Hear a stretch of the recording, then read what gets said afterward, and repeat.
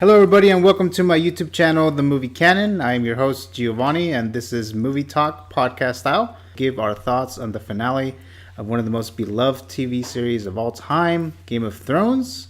Well, at least it was, according to some people. Today's movie council includes Jacob. Hello. Ivan. Yo. Brian. Hey. And Jessica. Hello. So with that out of the way, let's get this Movie Talk podcast style started. Let's start talking. And here we go.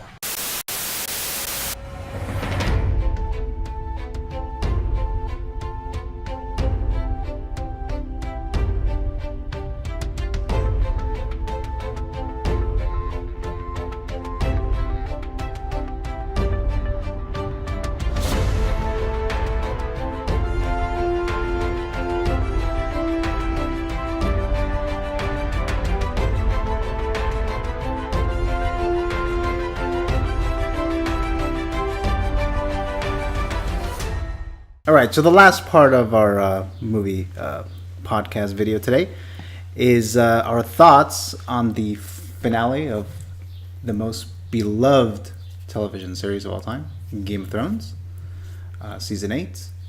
And I didn't hate the last episode, but it's definitely not anywhere near the level of, let's say, just the first episode of Game of Thrones in season 1. Jacob.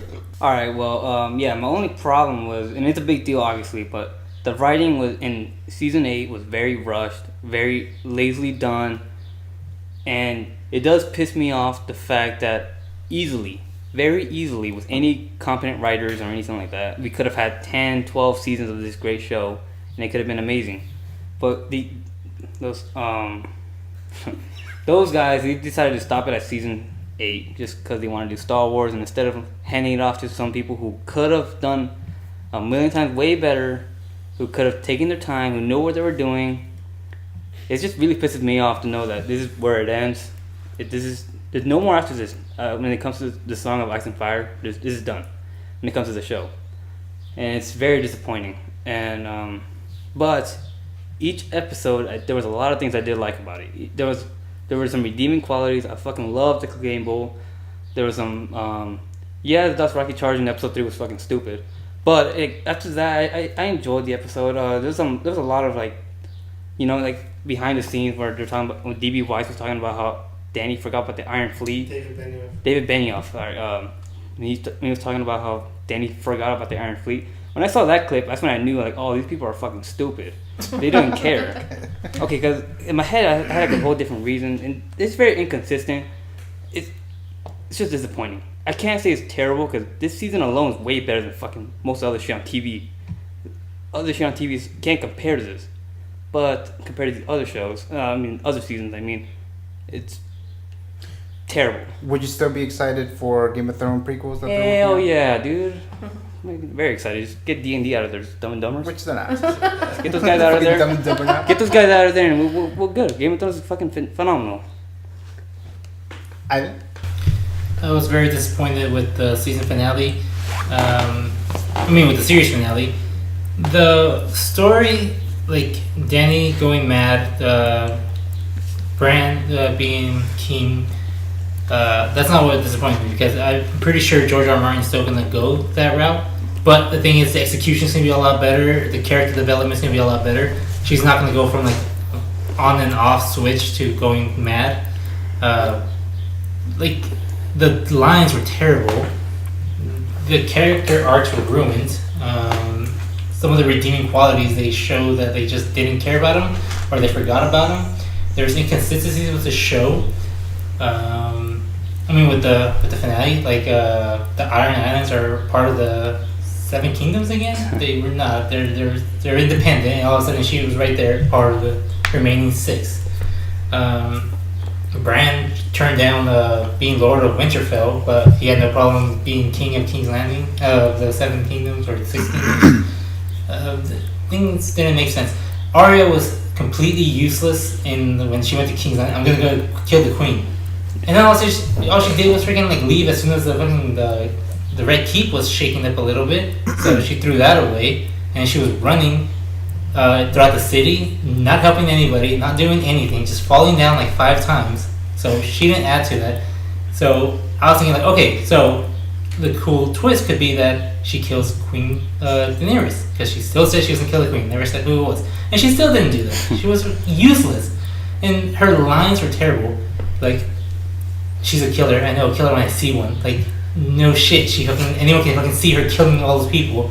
Her lines were terrible. The writers were stupid as hell, and the show pissed me off so much. And the cringiest freaking scene ever, the when they were electing freaking Bryan in the small council meeting. The most stupidest fucking scene where people were just like, let's just try to make people laugh. Like, let's see what happens. Tyrion not being mentioned at all, supposedly in the book, in the Song of Ice and Fire. How is he not mentioned at all? They didn't care about that. All they wanted was like, it would be funny if Tyrion wasn't mentioned. Why? I don't know, just it'd be like a funny little joke for Tyrion that he's not mentioned. There's no way he's not mentioned in that. So the writers didn't care, or they forgot, and they just were happy that the show lasted this long and people were watching it. That's it. They didn't care about like the quality. So terrible series finale. Bryan? I was very disappointed with the way the Double D's ended the show. I mean, there were a lot of redeeming qualities. The same director, Miguel Sapochnik, I think. He directed like Battle of the Bastards, the third episode. Long Night. All the big battles. The battles. He's amazing. But yeah, it was ridiculous. It was completely rushed, and I'm very much looking forward to the new show coming out, the one that's like 1,000 years before with Naomi Watts. Oh my god, I'm really looking forward to that. For the rest of the spin-offs, I think that they should have the same person that did the casting for Game of Thrones do casting for all the Song of Ice and Fire or George Martin spin-offs. Because whoever did the casting, didn't get a home run. I too was super sadly disappointed with the finale. I hate that it ended this way. I don't feel like I got any closure over this show that I've followed for years, and the writing killed it. We know these characters, and we've like grown with them and seen, like, we know how they think. And then for them to just do the complete opposite of what we all know that they would do and what they wouldn't forget is just so sad. To know that these like writers, like, they just had a vague understanding of what the show was and was like, oh, well, what if they did this? Like, the character would never do that. And they spent these years developing that this is where they stand. I feel like they watched the first season and they were like trying to tie everything to that, like throwbacks and stuff to like give themselves credibility. You know what I mean? Like, I was like, I hated it. I hated the writing, but cinematically, yeah, it had amazing shots, and the score was super good, and it did give me that awe that you get that only Game of Thrones can give you, especially like in a show. But it just sucked that I felt like these characters that I know wouldn't do these things, see them do these things. Like, what? But, and I don't know, just Bran the Broken, having the best story. Are you joking? Like, oh my god. Yeah, so stupid. It makes no sense. Sam was right there in that council, and he doesn't say, Jon is actually a Targaryen. That's how it should have went. It should have gone to Jon. Like, there's no argument. It makes no sense. Like, who cares that he was Everyone Targaryen? votes yes on the first fucking person that anyone throws out. Yeah. They're not going to discuss it. They're not going to see what the options are available. And he's not even supposed to be Bran anymore. He's supposed to be the Three-Eyed Raven. Mm-hmm. He's said that for like ever. And all of a sudden he's like, why do you think I came all this way? Yeah. Get out of here. Wheel this guy out of here. I don't know. Yeah. I'm like, I don't know about the finale. Like, I didn't hate it, but I definitely didn't like it. It definitely was not how I expected it to be. Mm-hmm. Like, I expected it to be some like grand, epic finale that was going to be super satisfying and stuff like that. But the things that I didn't like was the whole thing with not necessarily with the finale, but with Jaime Lannister that like this character was developed throughout the seasons and became this person that with season 1 or the first episode you instantly hate him, and then by season 8 you completely change your mind on that character, and then he kind of just goes back to where he started from, kind of, because he went back to Cersei, even though everything else he build and the way that he was like doing things, you would think that okay, so he's changed. He's gonna stay with what's her name, Bryan, and all that stuff, and then he just kind of goes back to Cersei, and I kind of thought that he was gonna go back to take her out, but that didn't happen, and so there's that. One thing about that was the writers could have made him do that, like go back to Cersei and die with Cersei. It sucks, but did they really have to ruin just by an unnecessary line when Tyrion's like, you can save innocent lives, and all of a sudden he just says, I don't care much for lives, innocent or not. Like, why did they have to add that when like one of his best scenes when he was talking about why he killed the Mad King to save innocent lives? So whenever we see that scene again, we're gonna know. Well, season 8, he fucking like does a he does a 180 on that. So now they ruined one of his best moments. He's ruined his arc. Yeah. So that's Right. Ruined everyone's arc. And I hated that Drogon ruined the throne like that. I thought that was stupid. Okay. I mean, like, dragons are really smart, but Oh, that's does he know that that's the exact symbolism of power? You know what I mean? Like, And That then, killed Daenerys. well, the thing too with me was when it comes to Sansa,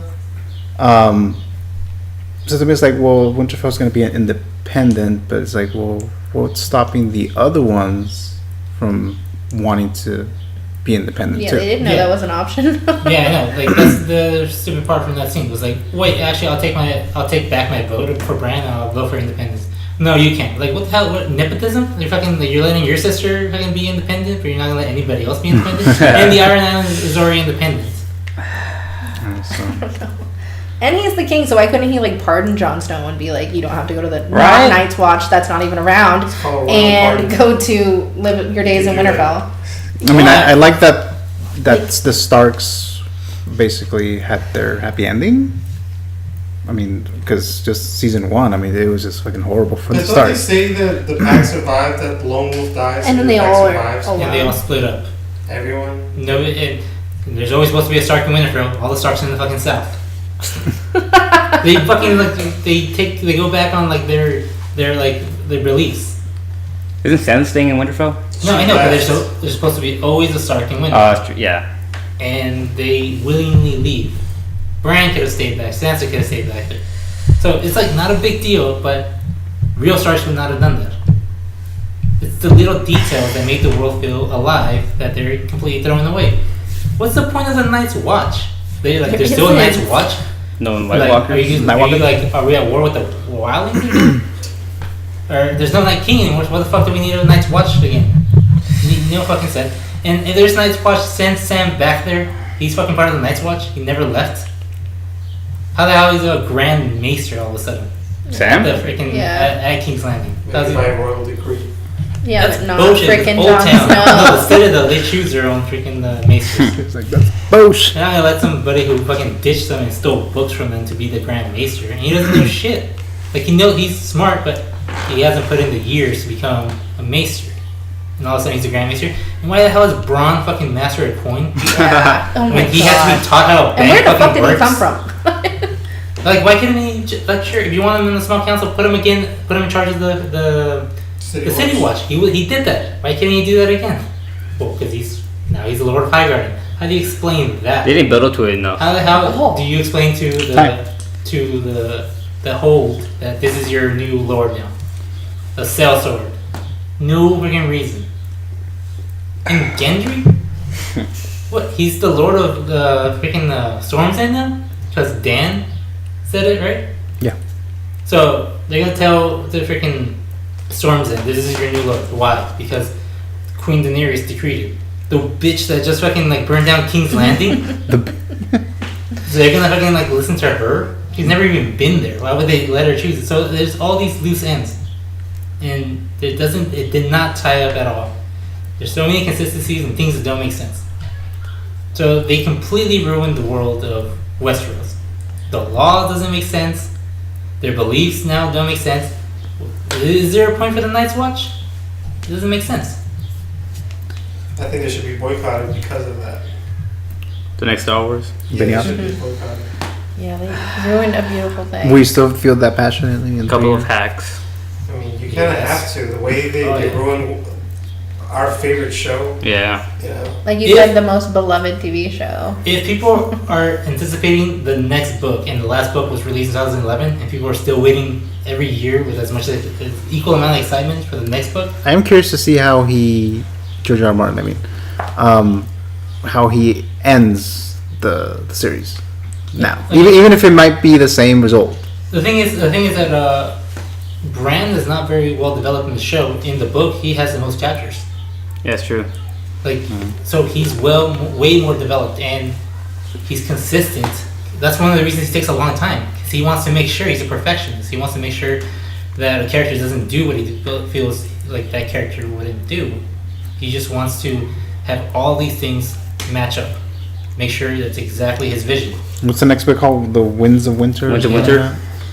Didn't he say he believes that it'll be done by like spring of 2020? He says that yearly. Yeah. Yeah, no, because if you read Dance of Dragons, in the very end, he's like, "Watch out for my book next year." Next year? Yeah, 2011. When did that? That was 2011. So it was supposed to. Oh, 2011. Okay. Yeah, so it was 2012. And When the series began, yeah. the TV series. Mm-hmm. So it was like, TV So, series. In some ways, you can kind of, in a way, put some there is malintent towards George R. R. Martin, because he was supposed to finish that shit fucking years ago, almost a decade ago. He was supposed to be done with it, and he never did. Like, he was fucking working on all these other books, and now these hacks have to write their own endings.